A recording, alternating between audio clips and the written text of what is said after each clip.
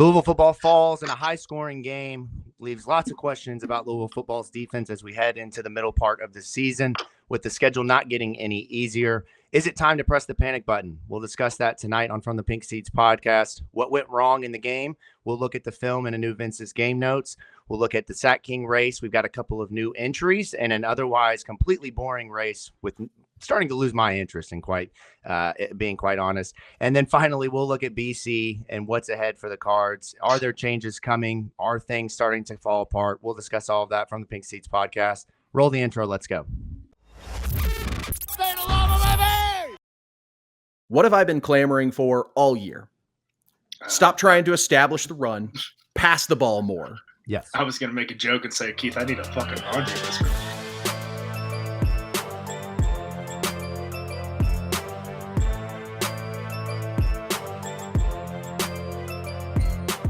From the Pink Seats podcast, Jacob Lane, Vincent Lococo, producer Keith. We are back following a very frustrating, disappointing, but very close loss for Louisville football against number 6 Miami at Cardinal Stadium in a game in which the fans showed up, man. Absolutely showed up. We're going to get into all of that tonight on the show. We thank you all so much for subscribing. We hope you'll continue to tune in each week, even with some of these L's piling up. I know it feels like the season is getting longer and longer, but we're having great conversation here around this team. And despite some of the challenges, I've really enjoyed looking at the film and hope that you all have as well.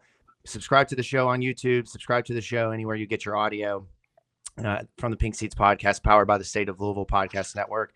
Vince, the Yankees are going to the World Series. Does that make you happy? That's about all that makes me happy in my life. But, there's always a chance that they'll disappoint me just as much as everybody else. So, yeah, well, I'm rooting for you, man.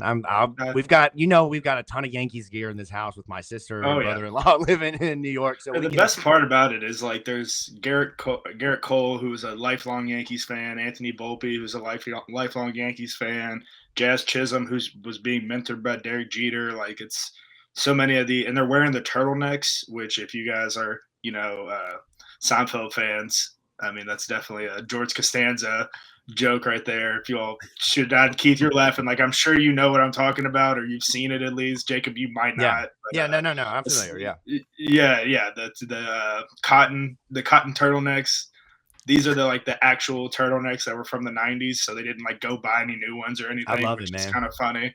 Yeah, man. I love it. Good vibes. I love it. Well, we're behind you, man. Go Yankees. We'll say it right here on the show. I know you guys are Reds fans with new manager, new hope. So there's a lot of good baseball content here to be. Maybe we'll switch to a baseball show. Things continue to go south. Keith, how are you doing, man? You had family at the game with you this weekend? How'd that go? Yeah, I was able to take my sister to a game. First time she had been since she was a student at Louisville. So got to take her around, hit the tailgate. Didn't have the heart to tell her, but yeah, she delayed my morning a lot more than what I'm used to. So I kept it under control, but I was bugging on the inside. Just, I gotta get here. I gotta park. Oh my God. Yeah, man. So I should have known the vibes were off early, but yeah, all in all, fun time was had. I love that. And I got to take my wife to the game. She usually goes to one a year. And we had a fantastic time, man. The section was lively. Everybody was into the game. And to be honest, we tried a lot more of the food than I'm used to most weeks. Most weeks I'll just get a hot dog. That's it. Some point during the game, no ketchup, no mustard, just freaking eat it.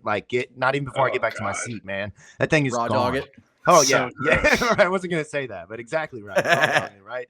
So this game we had nachos, we had pizza, we had all of the offerings. Dude, that turkey leg has been eyeballing me every game. Bro, we have talked about that turkey leg in this household. I was this close to getting one this weekend. So next game I will be. During the game where we were sitting, I was fortunate enough to be sitting behind Cam Ward's entire family, which was pretty funny. And they had that all of them had turkey legs, and I was like, "Fuck, man, I gotta get me one of those before the year's over."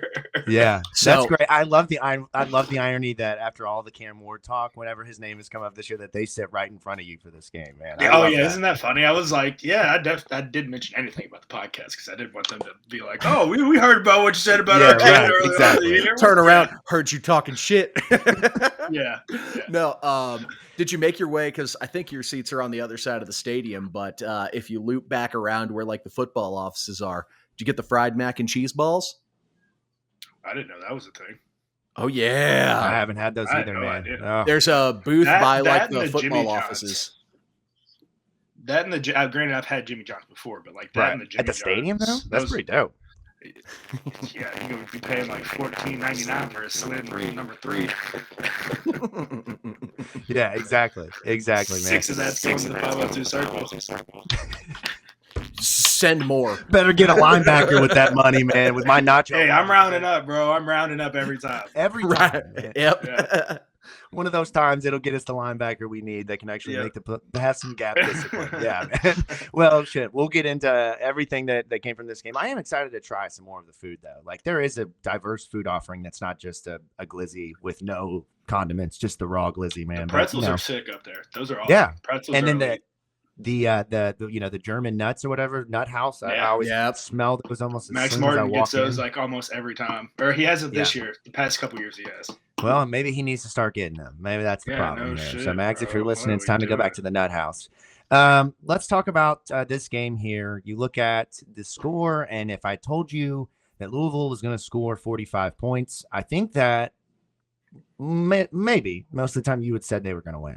I don't know. I mean, I know we've had, some questions about the defense, but to score 45 points, it kind of saw, in my opinion, some of the best this offense has looked. I know there were some challenges specifically on third down, but I really did enjoy the play calling. Love the fake punt, man. We're going to get into that. I don't want to ruin anything yet. But man, I love the fake punt so much. Yeah. I loved, outside of the flea flicker, I love just about everything that they did.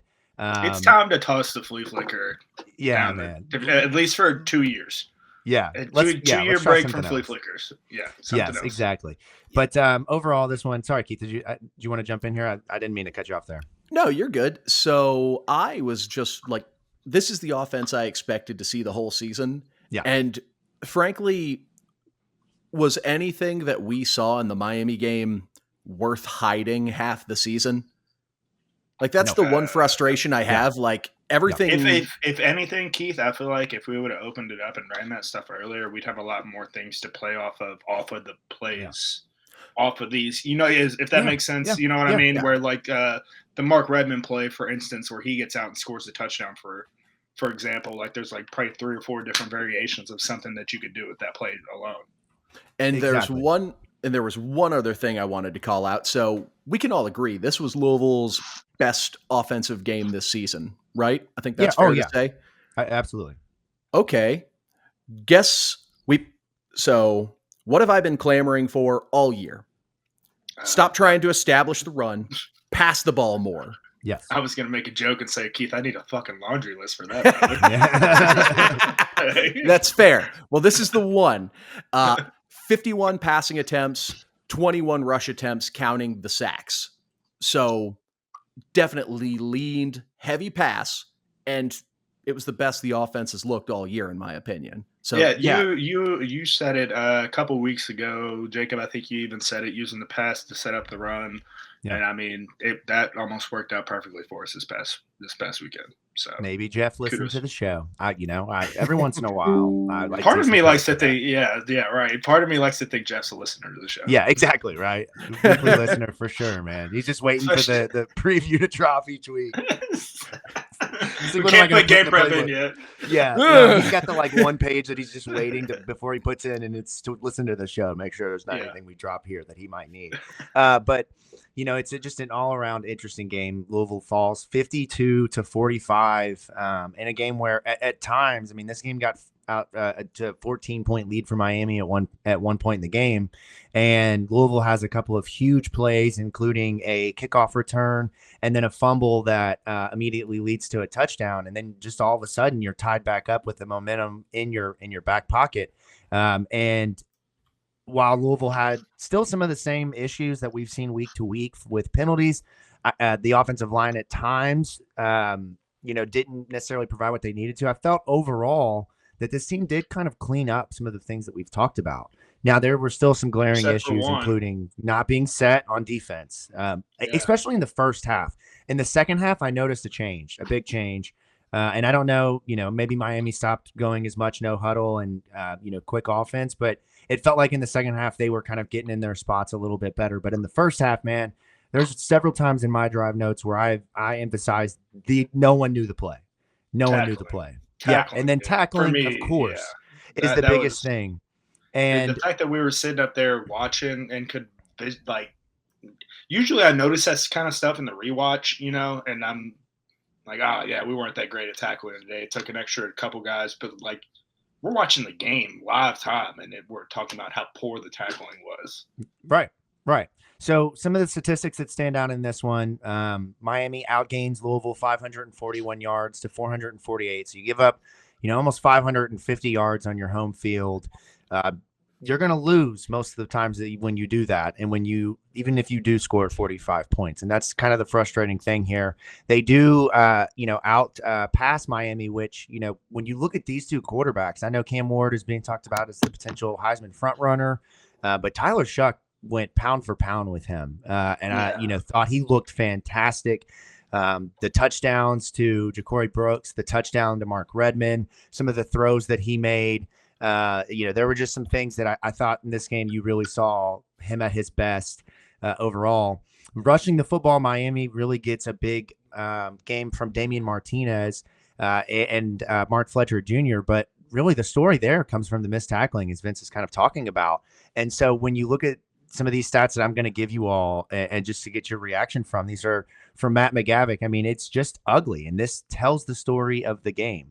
Miami had 155 rushing yards after contact. Martinez is the biggest one. And you think of, a couple of plays where he carries guys for 15 yards at some point, Keith. I mean, it was just super frustrating. What did you see particularly with that? But, obviously before we get into Vince's game notes, but what did you see just from those two being able to establish the run the way that they did? Well, both of those guys are damn good running backs. So we're going to put the first thing there. And this is a Miami team that has elite talent on the roster, top to bottom. And it was one of the things I had noted while I was watching the games, just our front seven, like Thor Griffith, I want to give him credit. He actually played a pretty damn good game. It looks like he finally has gotten back, or I don't know if he was banged up to start the year or if it just took him a while to get in shape. But so Thor Griffith, I'm excluding from this, but I mean, our front seven, or I guess if we're in a 4-2-5, our front six or front seven just got their ass kicked by an O-line that was full of 4- and 5-star players. And they are coached up well. Like Cristobal is an ex-O lineman, so he's an O-line guy. Whenever a guy was stood up, their whole O-line went and started pushing the pile to get 3, 4, 5 on the Martinez touchdown to seal the game, 30 extra yards. Yeah. So that's what I saw, at least on that aspect. But also just those kids run hard. Like there were plays where we hit Fletcher in the backfield and he turns it into a 4 or 5 yard gain just by keeping the legs churning and pushing, and us just lowering a shoulder and then stopping. That's the word. Yeah. You'll see that a lot in the game notes, at least 2 or 3 clips of people going to a knee. Yeah. So Miami 175 yards receiving after the catch. And a kind of stat to run in tandem with this is 192 of Cam Ward's 319 passing yards came on throws less than 20 yards downfield in between the numbers. So to me, that screams can't tackle or allowing guys to be essentially able to operate in space and kill you time and time again. I mean, it's just frustrating. And I think that this is going to lead to a larger conversation, which you see happening on social media. And I try to keep, some of the guardrails of allowing what social media is saying from being a storyline on the show. But I think you do have to start having questions about, do you need to make a change mid-season defensively, at least with who is calling the plays? Because once again, post-game, Jeff Brom seems extremely frustrated with Ron English. During the game, he looked like he was just so annoyed with him. Like at one point, I thought it looked like he was like yelling at him to scoot over, little stuff like that. Like just at this point, it seems like we maybe need to make a change to spark the defense. But we'll get into all of that after, the Vince's game notes, and as soon as we start to kind of dive into Boston College. But fellas, big takeaways before we get into Vince's game notes. Keith, I'll start with you first. Well, I guess the biggest takeaway, and you all might feel differently about this than me, but this game went about as expected for me. And frankly, I think this is the best game Louisville probably could have played against this team. Like, if you look at the drives, Miami, just whenever they had the ball, they could do whatever they wanted. 7 out of their 10 full drives, they scored. So, and a lot of those drives, it was quick hitter. Like, they had 4 drives that they scored on that were 6 plays or less. Yeah. And then they had 3 drives. The other 3 scoring drives were 11 plays or more. So they really beat us down both ways. They got huge explosive plays on us. And then if we limited the explosive plays, they just dinked and dunked and beat us up down the field. It was incredibly frustrating. And I want to get this take out before anything. Like, yes, ACC refs are bad.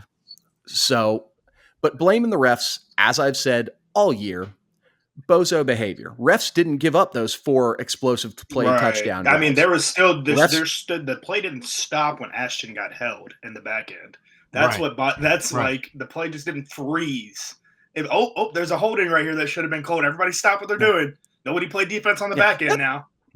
Go ahead, Keith. That's another ref thing that bugs me about, like, everyone. Oh, Ashton's getting held every play. Well, yeah. All elite edge rushers do. You know what elite edge rushers do? They still make the play. Shit, Ruben Bain got held like a mofo, still got a sack on Tyler Shough in this game.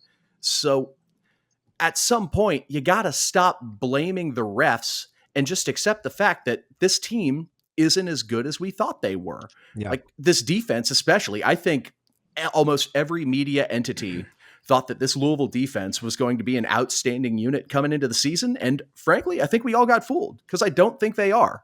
I think they're above average. I think they're a good defensive unit, but they're not going to be able to hang with great offenses. We saw that against SMU and we saw it against Miami. Yeah. So, well, and you look at, sorry, real quick, when you look at the guys who came back and were projected to be high draft picks, and you look at their statistical output, you look at their impact on games, that tells you a bit of the story of where this defense is and why they're not playing at the best of their abilities. I mean, when Ashton Gillotte only has 2 sacks through 7 games on the season, what are you supposed to do as a defense? I mean, that's not a great sign for the rest of your team when the next, there's one other guy ahead of him with 3, and he hasn't had a sack since week 2. It's that Quincy has been dealing with injuries, but from being an elite corner, I certainly didn't see any type of being an elite corner this weekend against Restrepo and Jacoby George. You know what I mean? I didn't see any type of impact on slowing either of them down. So with those 2 guys, and then you combine Michael Gonzalez, those 3 guys came back, had a lot of money on the table to go pro. And unfortunately, they are just not putting out a film that indicates that their stock is going to end up in a better place. And I think that also speaks volumes to the rest of this defense, because when your stars aren't at the top of their game, your depth is going to be falling behind. It's just the way that it goes. And I don't think they've played anywhere near what they're capable of. Yeah. And before, I'm not just trying to criticize Ashton on that. The whole D line, and this also begins to fall on the defensive coordinator. We can't get pressure sending 4 guys. So why the hell are we just sending 3 and trying to run max protect concepts where, Cam Ward can slip out of the pocket and just stand around all day? Another one of the stats that and guest of the program. Is he a guest or is he a host? What's He's Matt's host, role? Man. Yeah, we're just slowly kicking Matt out. Co-host of the program, Matt McGavick, also sent in was Cam Ward, averaged having 3.13 seconds to throw against Louisville, which is almost 0.2 more than his season average. Like, we aren't getting pressure, and it's not just to blame on one person. Like, the D line as a whole can't get pressure on their own. At some point, you got to come up with some creativity to artificially create pressure somehow. And lining up Ashton at Mike linebacker, that's not a way to do it. Like, the 2 plays that I saw were both just he ran right into double teams both times, and they were just immediately pushed him right out of the way. I mean, it wasn't even like a stunt or anything. It's like, get a running head start, even though you're explosive out of a 4-point stance, and we got nothing. Yeah. I thought that was an interesting wrinkle. I'm done with trying to get cute. Like, we should put him at defensive back at this point, man. Maybe, I don't know. Maybe we're going to unlock something with Ashton by just playing him everywhere. You never know, man. To be a little bit more positive, because I've been a little bit of a negative Nancy, I think we finally nailed down a kick returner. Yes. Caullin Lacy, fantastic. That Love dude. that. Didn't make any stupid decisions on punt return. Didn't get himself blown up. Made a hell of. Yes, he did. Did he get blown up? He should on not have one? caught the fucking ball that caused the fucking fumble, or caused the fumble the following play. He should not have caught that. Should not have caught that. That's stupid. That's a huge I blacked that one out, Vince. Oh, well, don't worry. It's coming up in Vince's game notes.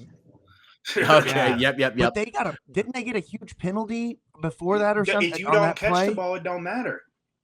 It don't matter. Okay. Yeah. Okay. Don't catch it. I don't even remember what the penalty was. Go ahead. You'll just keep going. No, I mean, I think that's a valuable point, but still, the 100-yard kickoff. I thought the craziest thing that the closing the book type deal for me before we get into game notes is what Cam Ward said after the game and how creative we were on third down. That is like he's almost helping us out at that point, saying, "Hey, y'all are not doing shit on third down. You're a good enough football team to be here." So just playing your base offense or your base defense on third down, like he except said, for putting Ashton in. Like he said, if we can't get home with 4, why rush 3? That doesn't make any sense. I mean, I don't know. Yeah, they did attempt some. I'm not going to call them unique blitzes, but they did send Tamarion McDonald at one point from out of the safety. He was nowhere near getting there in time. They blitzed out of the linebacker spot a couple of times. But to Keith's point, I mean, in some regards, offensive lines are starting to make Louisville look small. Several plays, Adonai Green is just tossed. Just to meet him and Richard Kinley both, just tossed out of the club. Just not even a chance. Like it looked like me trying to keep Liam out of a room he's not supposed to go. There's no shot. He's in a little bit too much right now for what he can bring to the defense. He can be a phenomenal third down pass rusher for us, but like he is not an every down guy by any means right now. Well, I think part of that is because Tramel Logan was banged up, and I don't think he played in this game. Yeah, I don't think he did either. Yeah, so that's why Adonijah was getting more reps there. But yeah, he's a player that we need puberty to hit a little bit harder. We don't need puberty to hit a little bit harder. We need him to just go home and drink a gallon of chocolate milk every single day. You need to eat until the point to where you literally feel like you're about to throw up every single day. I'm here for that. I'm not joking. Like that's what I had to do whenever I had to gain weight. Yeah, I mean, it's miserable. There's nothing worse, dude. Dirty bulk. Sounds awful, dude. Yeah, there's nothing worse than being told you have to eat more food. You're like, oh my god. Like you, as a former offensive lineman, respectfully disagree. Do they? And I assume they don't let you drink beer. So I would just throw that into the mix. Like I can drink, 5 a night, and we can call it a day. I don't want you like to that have type of thing. Exactly right now. Empty calories, right? Oh, dirty bulk, baby.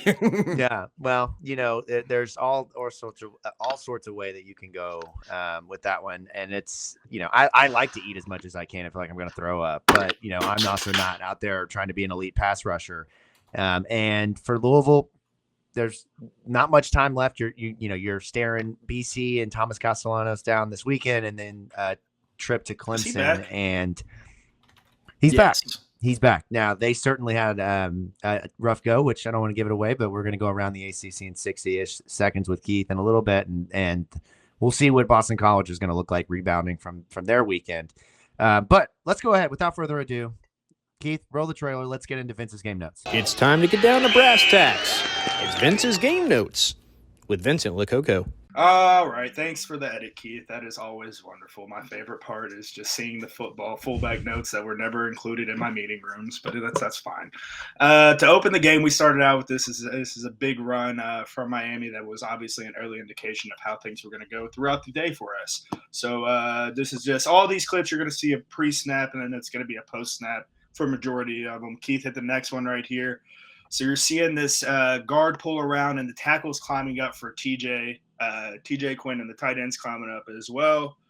What I hate right here is how high our linebackers are. You see that I believe that's TJ in the middle right there. He is literally just bouncing straight up and down. And at the same time, our safety hasn't moved at all. I mean, it is an indicator. We're running the football at this point, right? I mean, it's a clear indication that the ball is being run. You should go ahead and start filling your gap.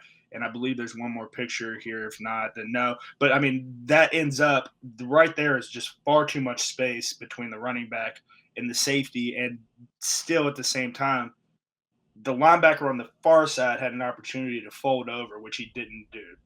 So early indication, things were kind of going to be fucked up from the start. Next clip for me. We got Chris Bell right here doing something great. I mean, this is going to be a good mix of like positive stuff for the offense, and it's going to sound like I'm really crapping on the defense. I mean, and in all honesty, fellas, it was not a good game for the defense. We know that. 522 yards kind of speaks for itself. Exactly. I love this play right here though because motion is pulling all these guys out. We see the arrows right there going out towards us. And Chris Bell, all he has to do is just beat the guy across his face and find open space, essentially. Love this play. It was a good route, good throw by Tyler. Yeah, I mean, and also an earlier indication of what all is going to be going on throughout the day. Right here, you see the eyes immediately whenever the motion gets pulled out. That's what it does is turn all these guys' heads. And with Jamari essentially acting like he's going to lead block for Caullin Lacy right there around the side. I mean, it's a pretty play. And even two right here in the safety, it's his eyes are in the backfield as well. So again, Chris kind of has him beat. Hit the next one for me.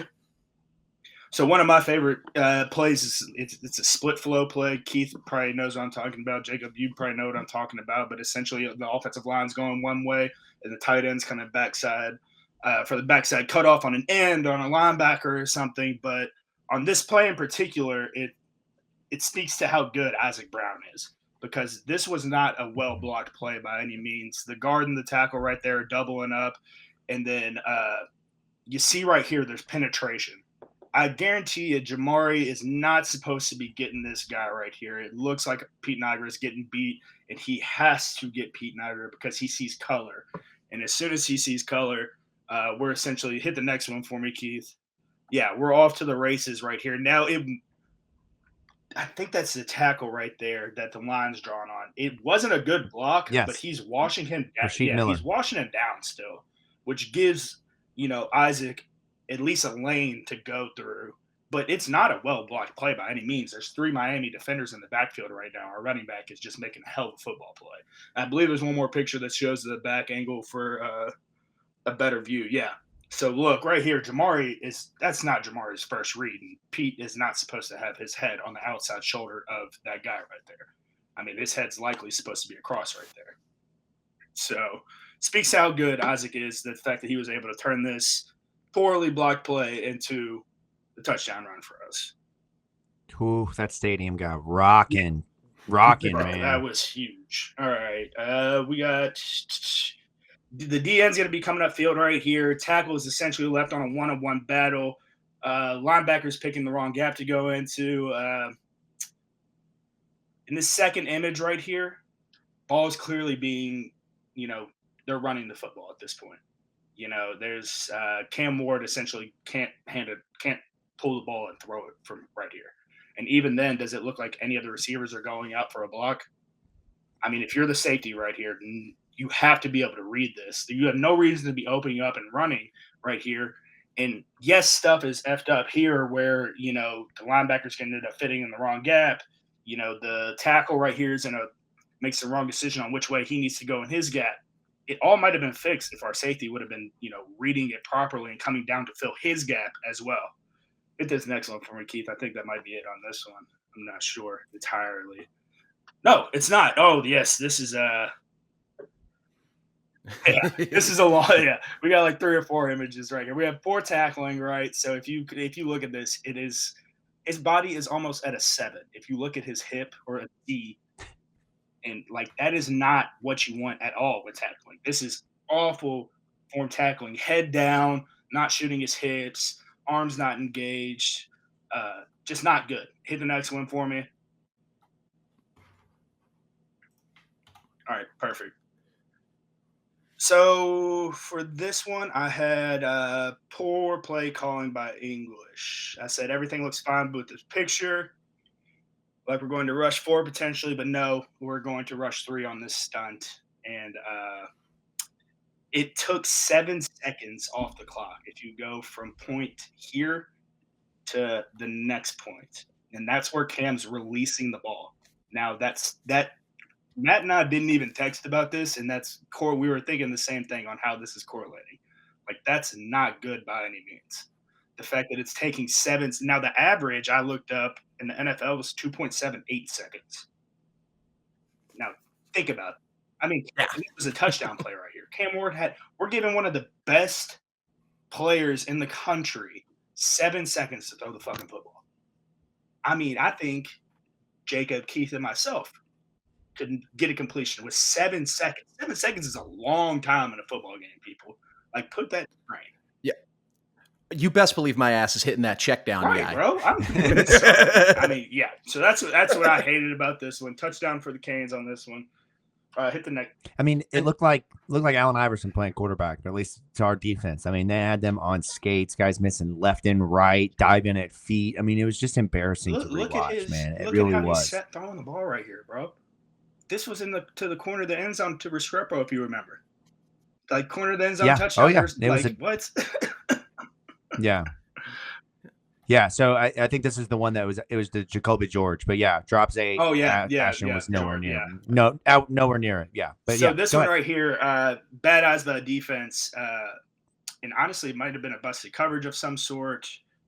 Outside receiver runs a great route right here where he kind of settles, not completely like he's going to be running a hitch, and then ends up taking it down the middle of the field. And Corey Thornton looks like he is expecting Ben Perry to take this over the top right here and to continue running with that receiver. Like, he might have number 2 if he goes vertical. That is something that they do tell people, that inside linebacker, like, hey, you have to carry number 2 vertical. You'll have help with the corner, but you have to carry him and keep going with him. And if you hit the next clip, you will be able to see where everybody's eyes are at the same time. I mean, it looks like we're getting ready to start breaking down for that curl hitch type deal. And then hit the next one for me, Keith. I think I have one more on this play.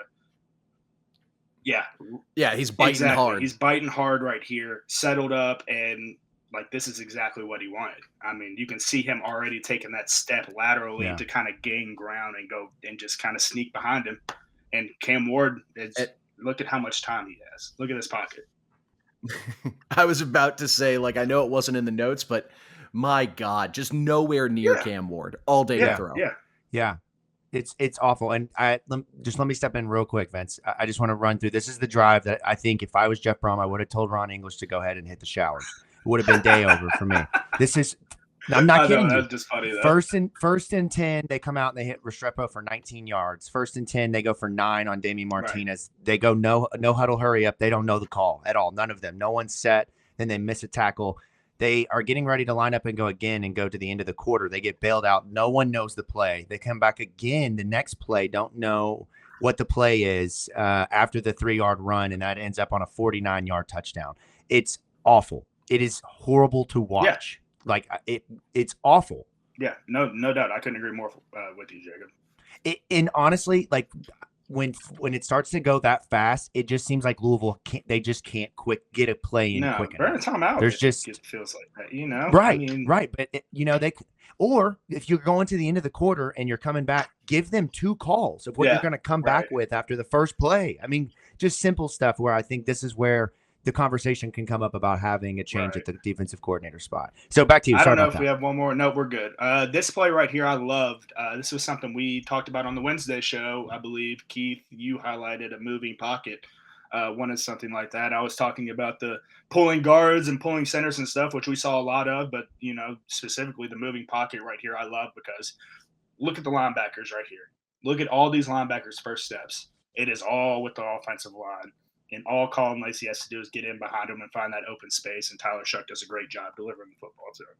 So, hell of a throw. Yeah, hell of a throw, hell of a play call. It was great. I think I was just adding that in there to show y'all where he caught the ball. But go ahead. Next one. Oh, Jacob, this is yours. This is your play right here. This is a slant. Dude, I know this play. Yeah. Oh, yeah. I bet you heard slant and like bold underline on your drive tracker. Like, I saw it immediately, like the Leonardo DiCaprio pointing. Like, I knew it. Like, there it is. Yeah, I see it. Yeah. I mean, I love the play though, because it's the swing route with the running back, and I mean, all we have to do right here with Chris is win the route, and Chris does a great job. If you look at his pad level right here, this is the same pad level that Chris Bell has on a go route. It's the same pad level he has on a comeback, and that's the key. Is he's getting, look at this DB's hips right here. DB's hips are already open. Chris Bell already knows he won the route. He just needs to keep gaining ground on him, stick a foot in the ground, and get across his face and stay friendly to the quarterback. And I mean, that's what he does, and it turns into a huge play for us. Yep, there we are right there. And I believe that would be it on that one. This play right here, I loved as well. It was Mark Redmond's touchdown that we talked about earlier. Not so much of a high school Harry. I know there's a lot of times you all would be surprised, Keith. I'm sure you've heard it, like, throw the worst block of your life. That's what they probably told Mark Redmond right here. Like, just absolutely the worst block of your, like, get into him, but don't engage. Make it look like you get your ass whooped and just leak out of there, and you'll be wide ass open for a touchdown. And he was. And if you hit the next clip, this is why I also love this play. We had two guys wide open if we needed to. Yes, I love it. Caullin Lacy was open in the back of the end zone, exactly where he needed to be. He would have kept floating that route back towards the R a little bit more, and that's around where that ball would have been thrown. So, I mean, beautiful play call from Jeff, beautiful execution by the guys. Awesome to see. Yeah, I love this. Love those that stretch of play calling right there. Beautiful. That's what I was talking about. Jeff was in his bag in a lot of this game with play calling. For sure. And this is another one I wanted to highlight off bad tackling. Anytime you guys see that, like, 7, their body's making like a 7, or they look like a Z almost with their body, like, that is poor tackling. You guys need to think about a hang clean, a power clean, how you're taught to deadlift. Any of that stuff correlates to how you're supposed to tackle somebody playing football, coming up, exploding through your hips, shooting the hands up under them, and wrapping up. And with this, you just see wide arm, head down a lot of time. And, quite frankly, the first step and everything isn't even in the right direction. If you look at where the runner is going here, the runner is going towards the sideline. If you're looking at the left leg of our defender right here, he's going straight towards the end zone. So it's a piss poor angle on it as well. So it's like all this is adding up, and it's causing for huge, specifically in this game, huge miss fuck ups. I mean, there's no way around it. Yeah. Mm-hmm. Yeah. So for you middle and high schoolers listening, those cleans, they actually matter. Your coaches aren't just making you do them to do them. Vince, fantastic explanation of the breakdown on, like, how you're supposed to get for a tackle. And this is a white screen. And then they all So I think this is at the bottom of the screen right here, right by the 14, I believe, is where they called the hold or the block in the back. I'm not 100% sure. That's what I saw on the game. My problem also lies with Caullin Lacy. I don't think he should have caught this football.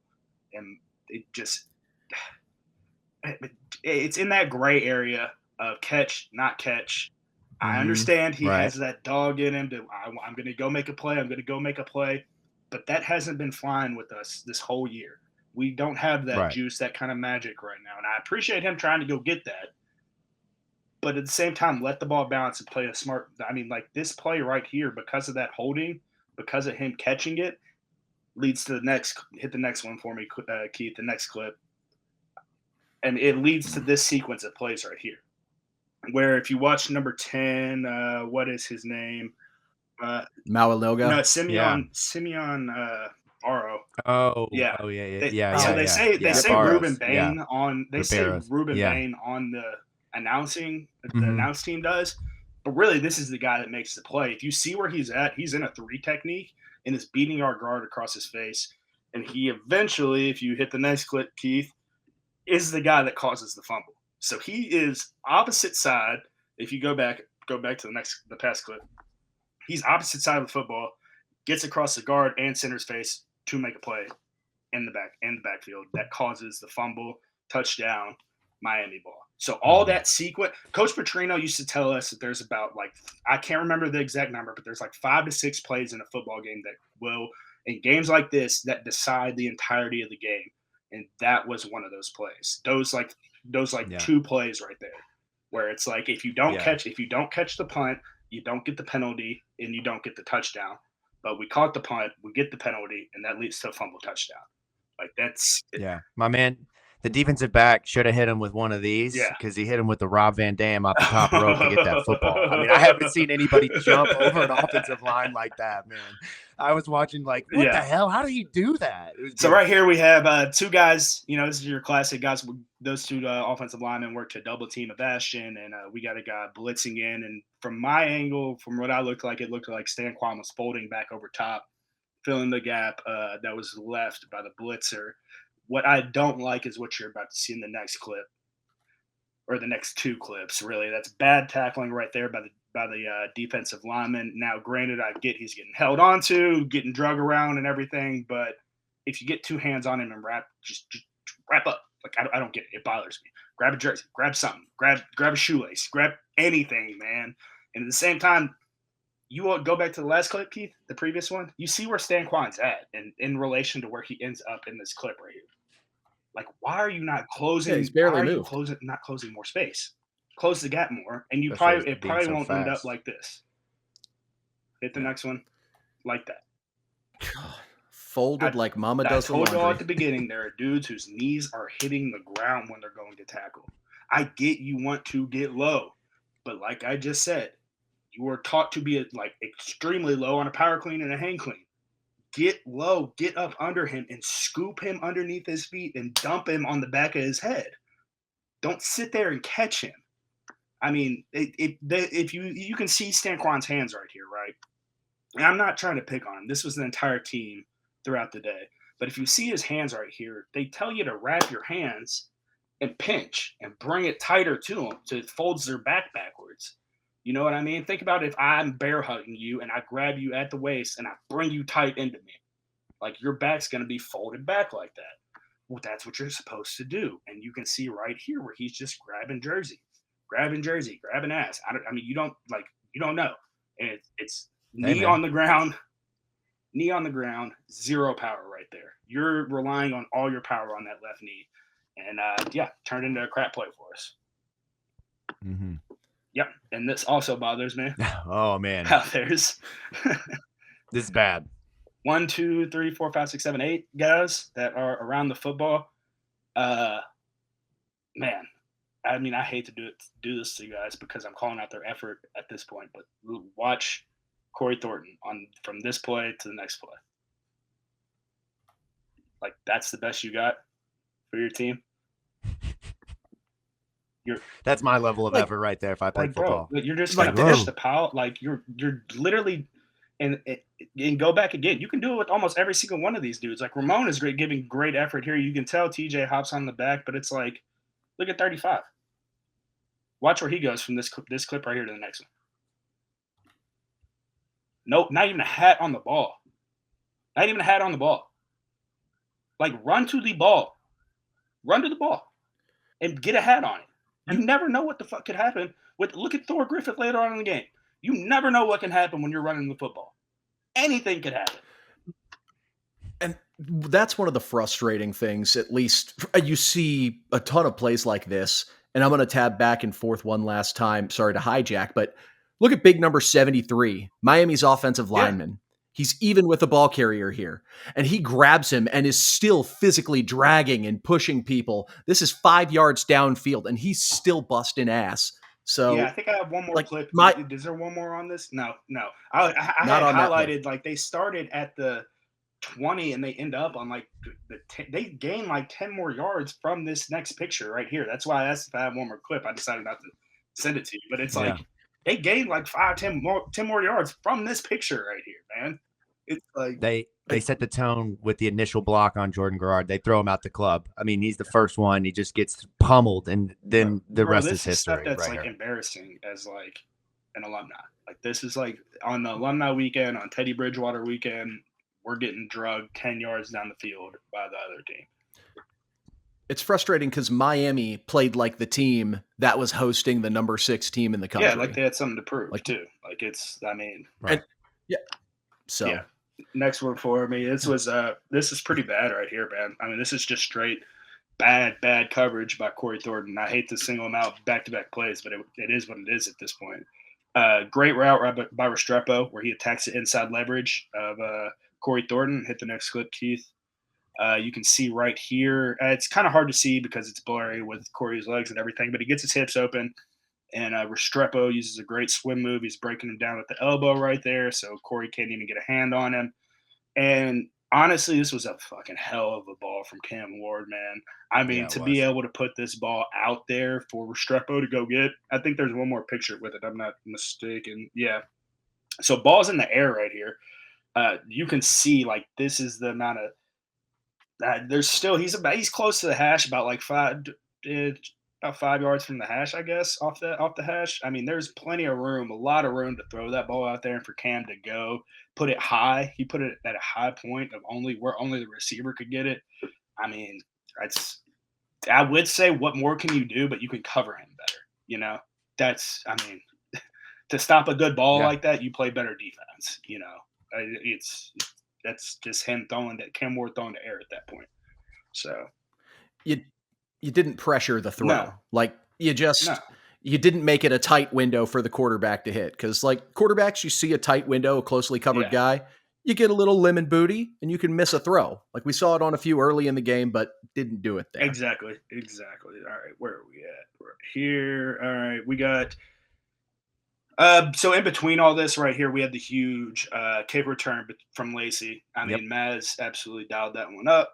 You know, people over on the show, you know, might want to talk ill about Maz, but I'll stand up for my dog all day. No, I'm joking. It's a great call. It was a great call. I mean, kick return and stuff is hard because it's like they always say football is 11 people working towards one thing, you know, all that whole good set cliche that he always used and everything. Mm-hmm. And it's never more true on kickoff return and punt return and things like that, where you really need all 11 dudes to block your ass off. And you saw that on the kick return, and Lacy made a good cut. And, I mean, trust your speed on the back end. That's where, you know, you see guys like Jalen Mitchell and others getting ran down and walked down because they're looking behind and everything. So, good play. But right here we have the Thor Griffith fumble hit. I didn't necessarily like the pursuit with all the guys right here with the arrows that are pointed towards the run carry. They were trying to go for more of a vice tackle that they teach where everybody kind of gets an angle and tackles them. We over pursued. If you hit the next clip, you'll be able to see it better, where everybody just overshot. I mean, everybody and their mother overshot. And it looks like if you go back and forth real quick, Keith, the last one, it's like look at Quincy. Look at where Quincy goes from here to here. It's like why'd you take this big long loop around everything? Like go straight to the ball. Go to where he's going to be, not where he's at. You know, and that's it. I mean, just bad angles by these guys. And you know, it might be bad angles, but they always teach you on defense, all your help's on the inside. And if anything, force them inside. And on offense, we always teach if you're going inside, keep your fucking head on a swivel because you got things like Thor Griffith coming at you that are going to hurt you. So hit the next one right here. Oh my God. I mean, clean picture right here. I mean, Thor hit freaking. He's high and everything on this play, but he punched that damn ball out right there. If you look at his left arm, that is picture perfect, punching the football out right here. I mean, good effort and everything. Look at that lower body, dude. That is a monster right there. Like, look at those freaking hips and legs, dude. Shit. Oh my God, that's hilarious. All right, hit the next one for me. This is Ja'Cory Brooks' touchdown. ACC Network or whoever had our game did my work for me on this play. So these are not my lines. What we get right here is safety's getting pulled down. You know, Ja'Cory, that's his read right there is that safety is kind of whether or not he's going to take that route high or low. And, I mean, he does a great job with being able to read what the safety does and how the safety comes down right here. And to be able to essentially just sit down at the top of it. I mean, because it almost seemed like Ja'Cory stopped like 2 yards into the end zone. It was kind of weird if you guys remember this play, but yeah, it was just like he found a hole in zone coverage and just sat there, but you're not used to seeing that 20 yards downfield. It's like a skinny post and it's like, well, I mean, I guess I'm just going to stop right here. I mean, nobody else is around me. Why not just stop? So, I mean, I don't blame him. It was a good play, good route. I mean, yeah, it was great. So, hit the next one. Oh, this next one's called more bad tackling. So, you can barely even see this. Where are we even at? Oh, yes, this is 4th and 1 right here. Quincy Riley. Yeah. I forgot I couldn't circle this because it would have been bad. You wouldn't have been able to see anything. But if you see Quincy down, you see Ramon right there. Quincy's right next to him. Yeah, thanks, Keith. Head down, body bent like a 7-ish. You know what I mean? Like it's just not good. That's not form tackling. And if you hit somebody in the hole like this, you're gonna get ran over every single time. And I mean, this is a huge, huge look at the score, look at the time, look at the down and distance. Like huge point in the game. You're a potential first round draft pick corner, man. Come in there and fill that hole, make a huge hit in the backfield, and get up and celebrate. That'd be a huge play for your highlight reel for the league. I mean, huge right there. Massive. Yeah. So frustrating for me. Frustrating. Right here we have the very next play, which was the Ashton being held. 63-yard bomb to Restrepo. Yeah.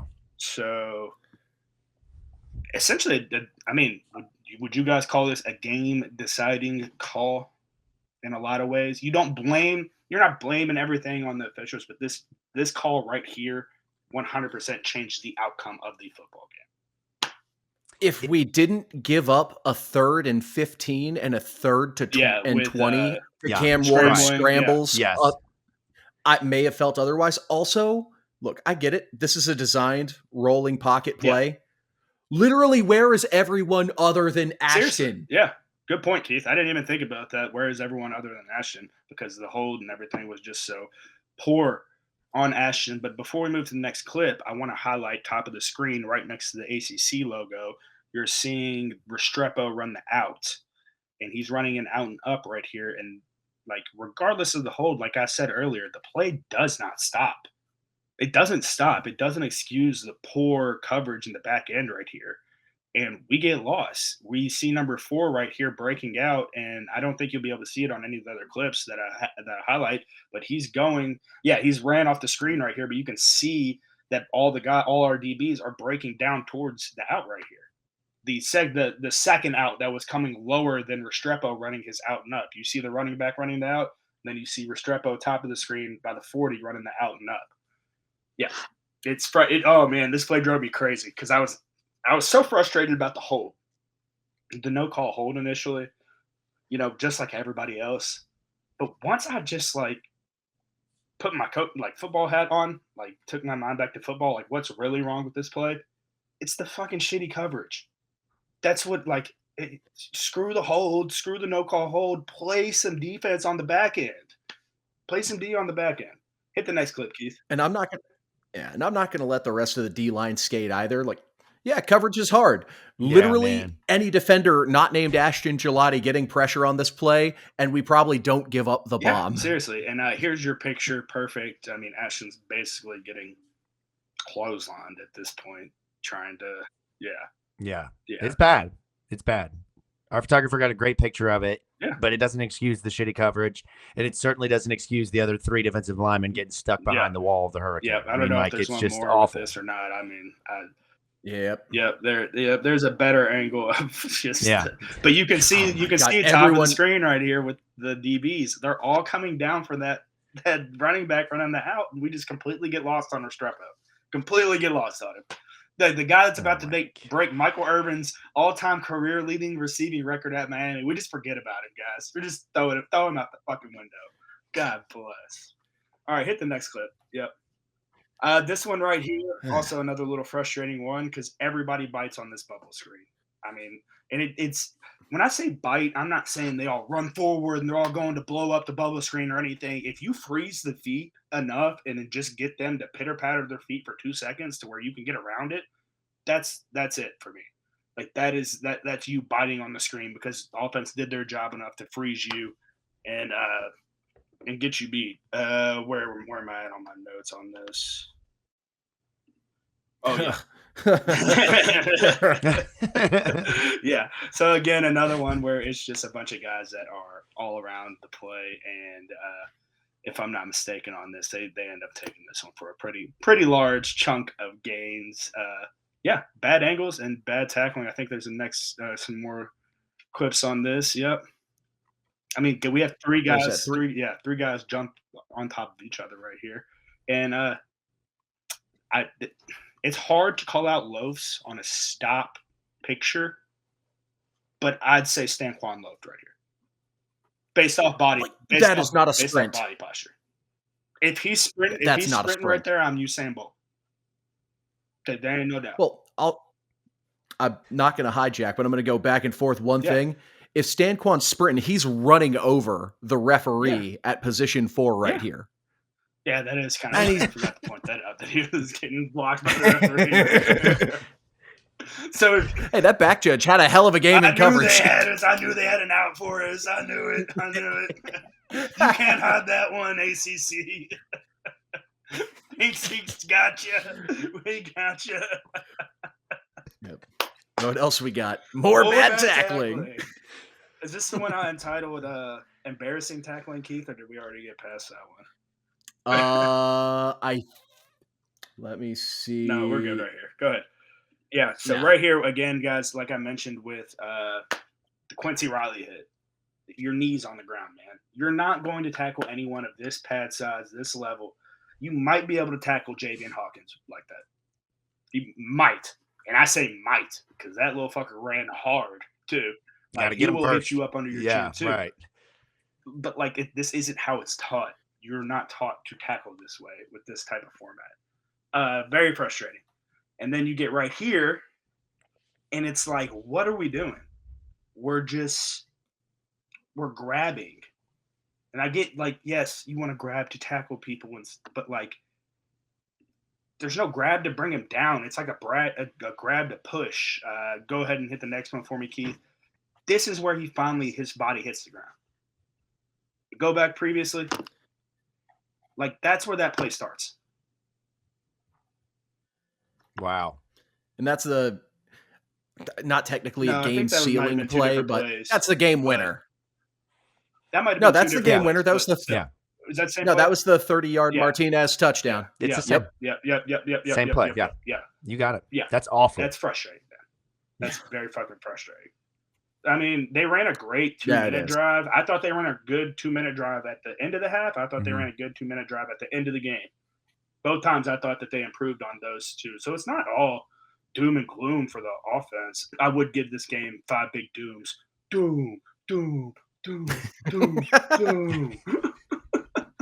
I just realized that. I love that. I do want to call out a couple of things though.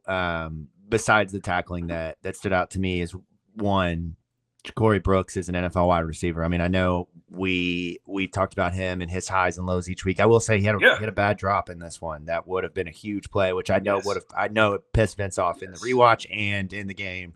For sure. Anytime he drops the ball, I feel bad for him because I know how mad you are at him in that moment for not catching the football. But I loved the bounce back from Chris Bell. No penalties this week. He had a couple of... Not for lack of trying.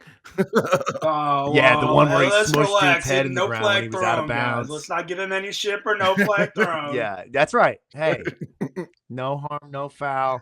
But he did have a really nice game, and it was great to see the three of them, and meaning Caullin Lacy, Chris Bell, and Ja'Cory Brooks really have their best days.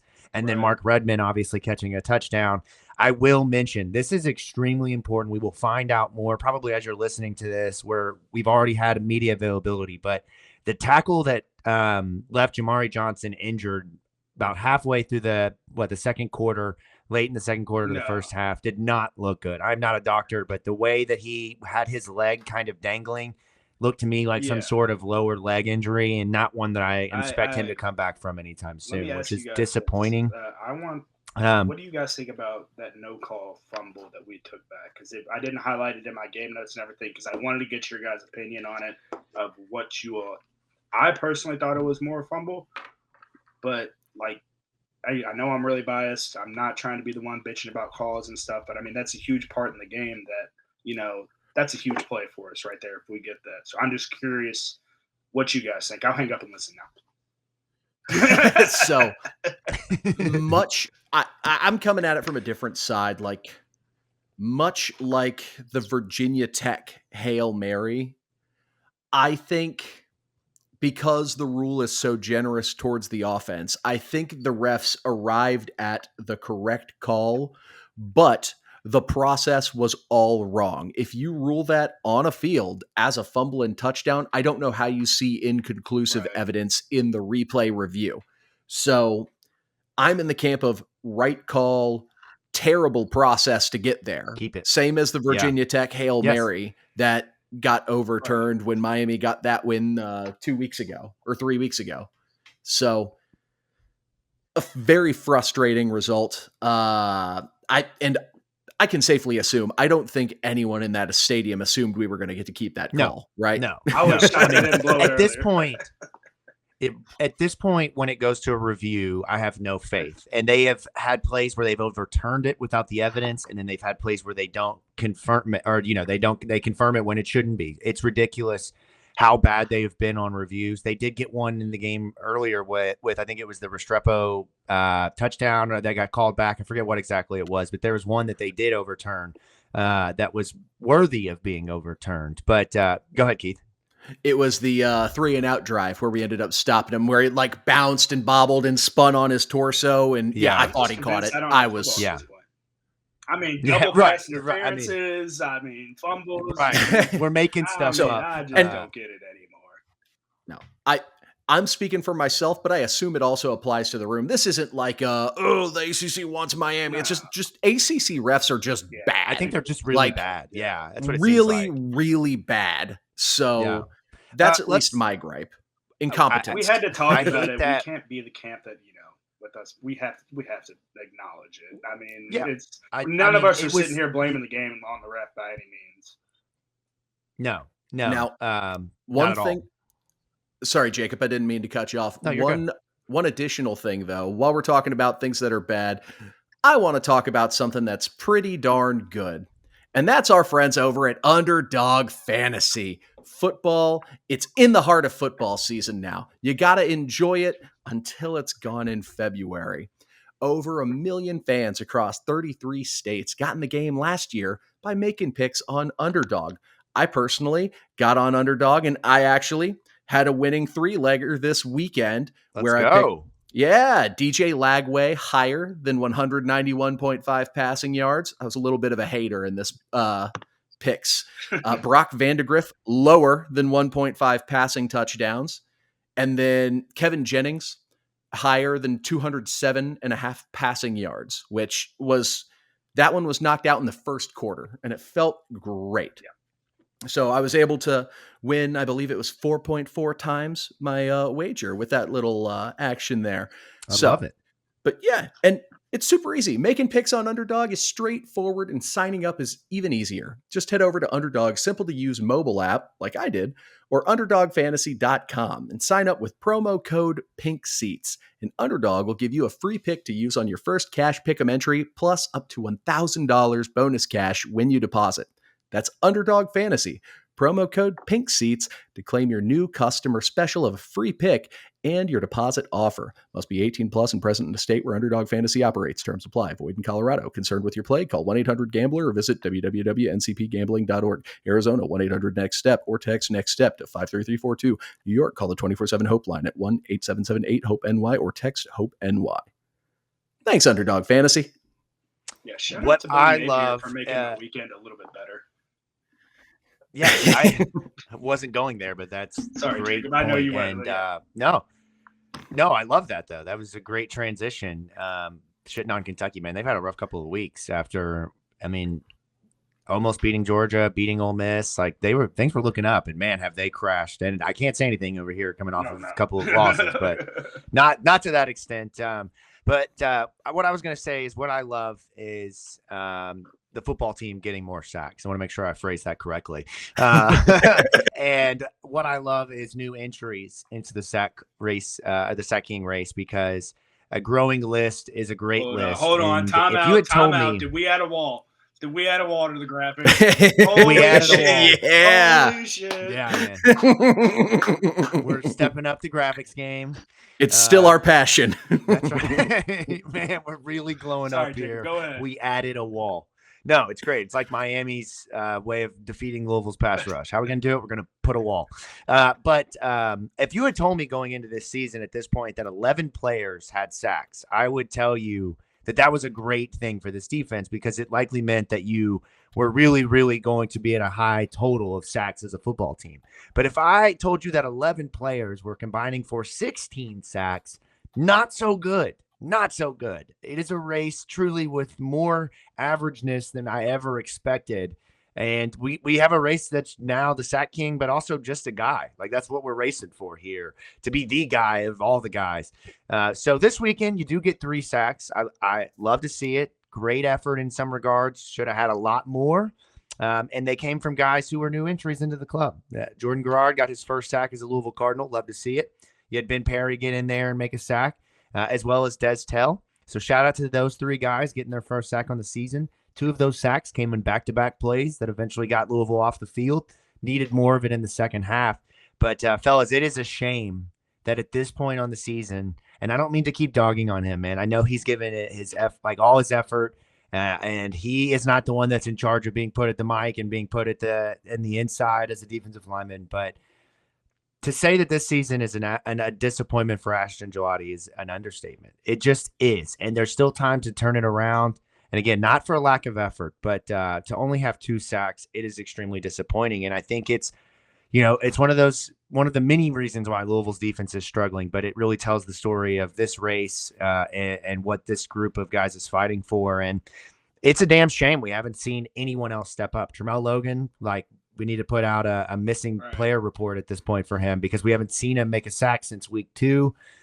You got a lot of guys that are showing the depth of this defensive line, but where's Thor Griffith? Where is, more from Richard Kinley, or getting a sack from Richard Kinley, more from Adoniah Green, more from anyone, man. It's just a shame at this point where the sack king race is headed. And we're on pace for the winner having 5 sacks. I mean, it's just, I sad. This for your sack king update, and hopefully Coach English can start dialing more stuff up on third down, because it's never fucking good hearing your opposing team quarterback go to the media and essentially say, you're just not creative enough on third down. Oh man, if I was Jeff, I would have had that on repeat on his TV in his office when he came in. That's the first thing he saw. It's all he would heard. have seen me taping that quote to the walls to cover his walls. I just would have been taping it all over. Bro, that's just I mean, he had a yard sign when he left his house. God, there's nothing that it confuses offensive linemen, running backs, quarterbacks, and stuff like that up more than movement up front.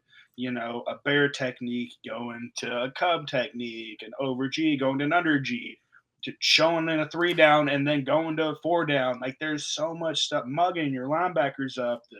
The game, I don't know. I don't have the stats in front of me, but I wonder how many games they're running up front. How many? They don't look like they have enough guys to blitz. Each play, I'm just okay, they're only rushing 4 here because there's no one that they feel comfortable. No one else is a good blitzer. Are they on comfortable? This team. I'm sorry, besides T-Mac, man. Where do they have to put? But they're clearly not any better in coverage, so send them anyways, Ron. Fuck, I mean, you got to lesser 2 evils here. So now, do we think it's just this staff sucks at the helmet communication? Because there was something I wanted to point it out earlier, and it never sort of jumped up. The offense is really slow at getting play calling in as well. That 4th and 1 we converted in the 4th half. It took us 25 minutes to call in a quarterback sneak, and it gave Miami time to call a timeout. We finally called it in, and despite it taking 20, 25 seconds to get called in, we had Miami out of position. All we had to do was snap the ball. Miami gets a timeout, so then we have to go. TV timeout guy, salute to you. You had another great game today, standing with the big old clock sign. But our 2-minute offense is slow. It takes forever to get plays called in when we're running the 2-minute stuff. It's not just a defensive problem at this point. I think we just suck at using technology. Yeah, we need to get Vince in there for a masterclass 101, how to signal in the plays, man. Bring Vince out of retirement honestly, for one bro. game. Keith, you know football. You know how football players and coaches are. You've been around them a lot. They don't do well with technology. Technology. Get Brady out there as the technology consultant. Come on now, he's young. He knows how to use tech. Don't fix it. If we're using the only thing I would use that voice stuff for the quarterback is, I'd signal the play in with the offense, so everybody's lined up and the quarterback can register it, and then I would be like, hey, 2 high safety here, go here. 1 safety, go here. If they're impressed, look for this. If they're an off, look for this. Hey, if they come out in this front, check it to X, Y, Z, blah, blah, blah. That's what I anticipated it used for, not for calling out the whole damn play. I think that's dumb. This isn't that exact.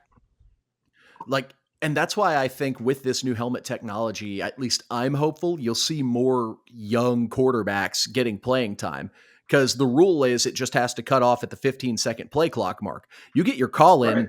5 seconds, break the huddle, get Yeah. set after another 3-4 seconds. That's 10, 11, 12 seconds you have to just communicate and talk your kid through what the defense is showing. Like if you're talking, like say I'm in the middle of telling Jacob that I say I get cut off at, like I'm telling you there's too high safety, and you just hear me say safety, and it's like, okay, Right. well, Look at there. least I know Yeah. in my head, okay, coach said something about safeties. Oh shit, they got 2 safeties. Oh, no, I can do this.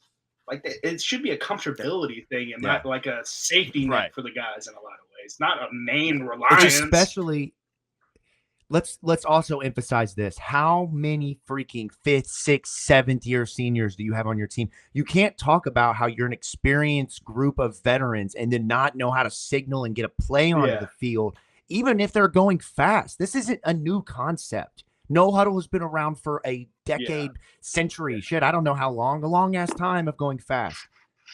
We got to figure something out here, man, because we move like snails defensively, and then you have 11 guys all looking at each other, not set, and then on a touchdown play, you have a defensive back turning around and throwing his hands up in the air looking at his safety, who he thought was behind him the whole way and never was. That's for, and I don't mean to change subjects here, guys, and I just wanted to get things more on a lighter note with this podcast, because it's definitely a Debbie Downer for everyone. Sorry. Did we see a quarterback on special teams?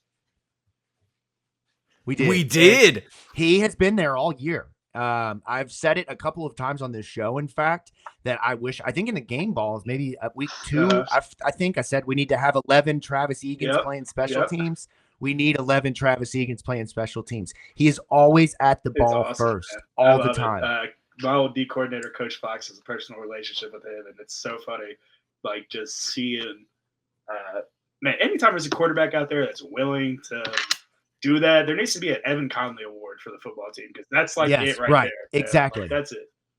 But look, if you're a high schooler listening to this show, or what, you have a high schooler, tell them to play special teams. Take it seriously. If you can get on the field, Travis Egan, he was a walk-on, had a great career as a quarterback. Who says he doesn't have 4 great years of being a gunner on special teams and then go and play in the NFL for 15 years like Matthew Slater? What I'm just saying, who says that can't happen to kids who find a lane and play it well? Shit happens all the time. I played with Gio. I can't remember his last name. That it was really Pascali really or something like that. Yeah. He lasted around for like 3 years in the league. But, that's right, man. And I love the ego, because that takes a certain amount of swallowing your pride. Like, you come off of Mr. Kentucky, right? Playing that bullet and winning Mr. Kentucky. You're the best player in the state. And you're season. And it's like, oh yeah, I'm a star quarterback, and now I'm a gunner. And he does it well. Like, the kid's fucking bowling into dudes. Yeah, like, man. I might have to get we might have to put Travis Egan on the NIL jersey watch list. I'm still trying to figure out what jersey I'm getting. And that's a difficult conversation, because these guys don't last typically more than a year or two, and those jerseys are expensive. So Travis might be a good candidate for a long-time jersey guy for me to put in the closet. And with this show, I have to bring up, I mean, since we love him so much, Duane Martin, great job on the fake. Oh, man.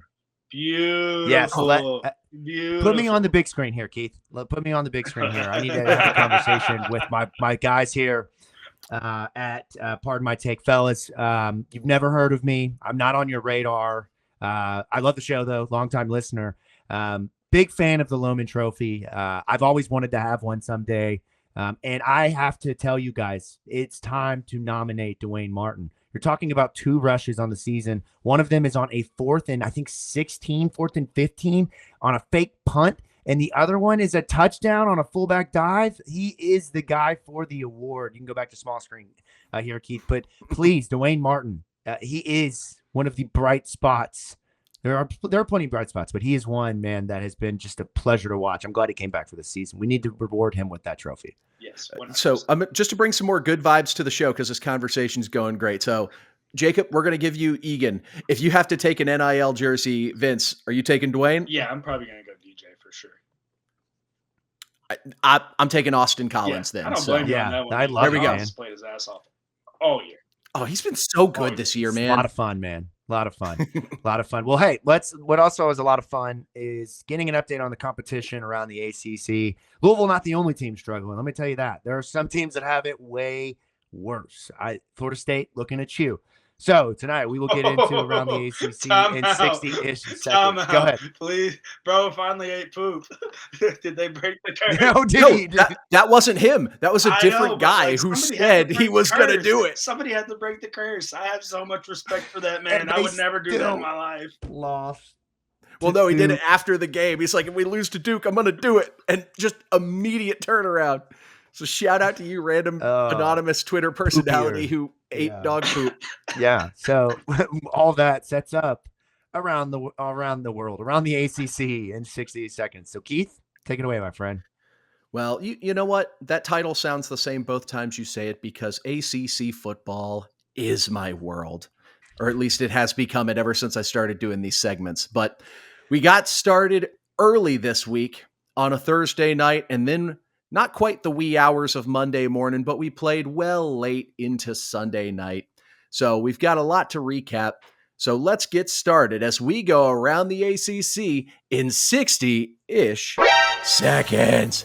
Thursday night, Enter Sandman gave Virginia Tech all the gas, and they kept tooting all over Boston College.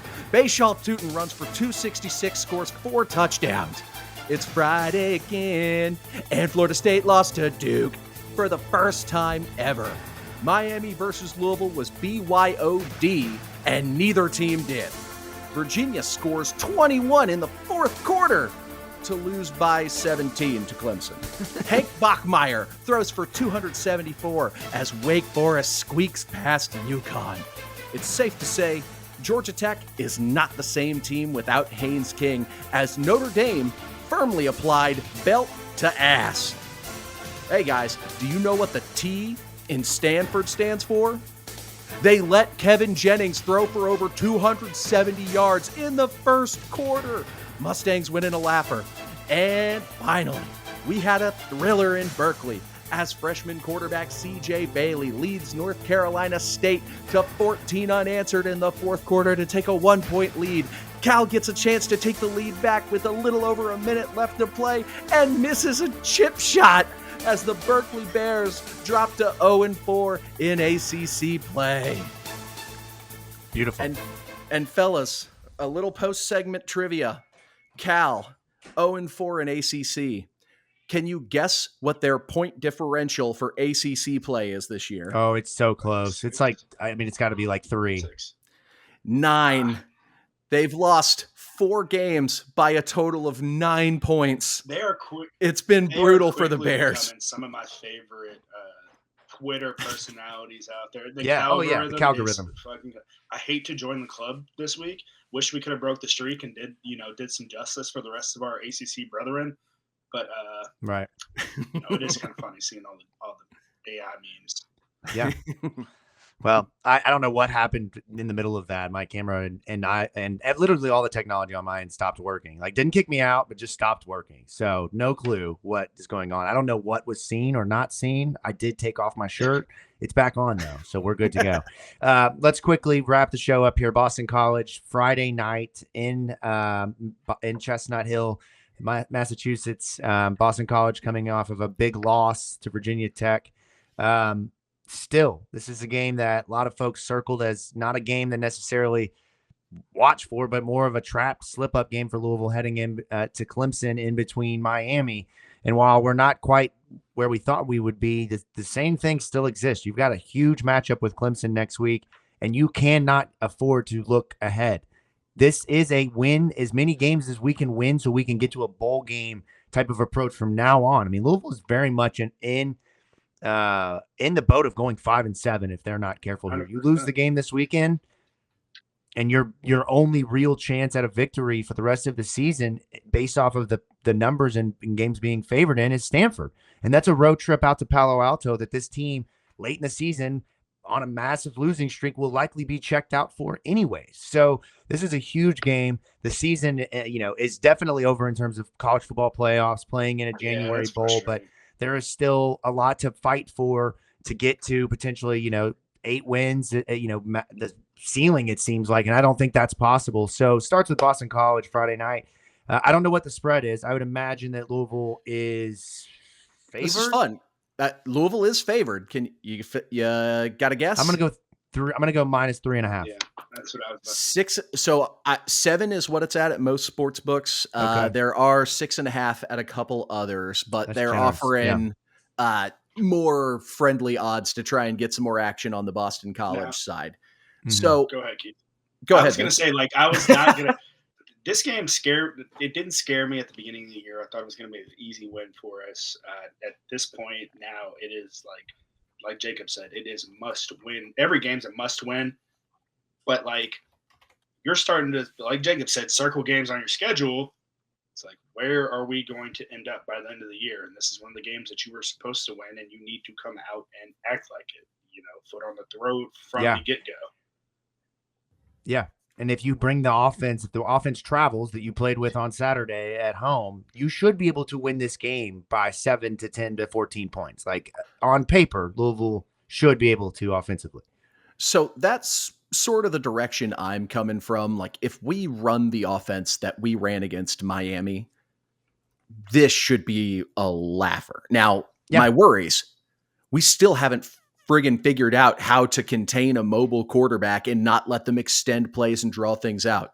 Thomas Castellanos, guess what? Another mobile quarterback.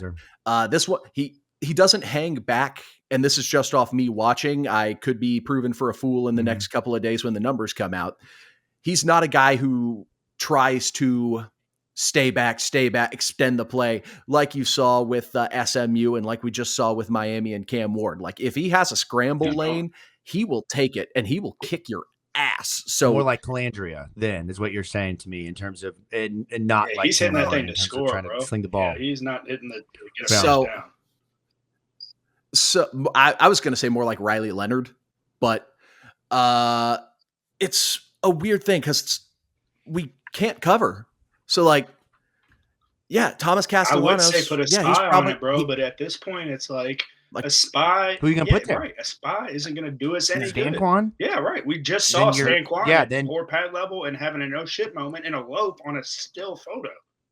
Like, it's Now, I will say, I don't think Thomas Castellanos has the same pop as Fletcher or Martinez in the run game, but the Better not. worry still applies. Right. So, like, I'm going to be waiting to see what possible options are available for this week, but that higher button on Underdog Fantasy for Thomas Castellanos running yards, that's going to be screaming at me like the Green Goblin mask. Like, that They have another running back. His name is Turbo, though. I'm intrigued by the higher on Turbo, man. That's a fun one. he's got a great Didn't career in mention that. American Gladiators after Yeah, his his college name's football also career. his name is also Turbo Richard, so we can call him Turbo Dick, and it's not too far off base. Just saying, that's what the name says, man. I mean, But so so to get back onto overview of the game, we're a very mature show. I'm just pointing out that's the I- name for Richard, man, the short name. To get back to the overall view of the game, though, if at the beginning of the season, like, I was one of the early ones who was like, hey, this Boston College, like, Bill O'Brien can scheme with the laughed best at of them. you. This is spooky. I'm more on the preseason Vince Lococo side. did we Like, flip-flop? no, Did if we we don't, completely flip flop on how we feel about the game. like, we should bury this Yeah. team. Like, Mhm. if we call the offense with the same enthusiasm that we called offense against Miami, Fitty Burger should be a no problem Fitty Burger. Yeah. Defense, Miami, really damn good team. I've been saying they're a national title contender all year long. Like, and they showed why they're a national title contender. Boston College, good. Bill O'Brien, good. Not that good. Defense should be able to get some stops just on ability and athleticism.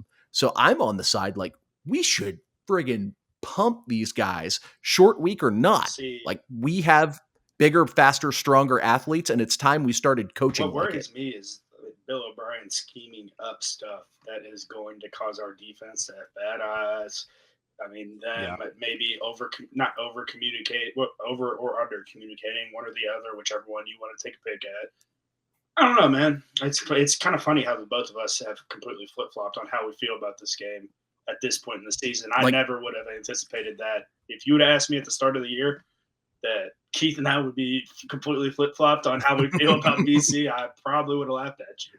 But here we are. So, like, this is one of those games, just looking at the rosters and who you have. And if you want to tout Coach Brum as one of the best minds in college football, which I've made my opinions very clear on that, if we don't win this game, I'm not saying heads need to roll, but you might want to click that low option on that heating pad in the seat, because the coaching this year, I ain't been impressed by it, and the recruiting has been even worse.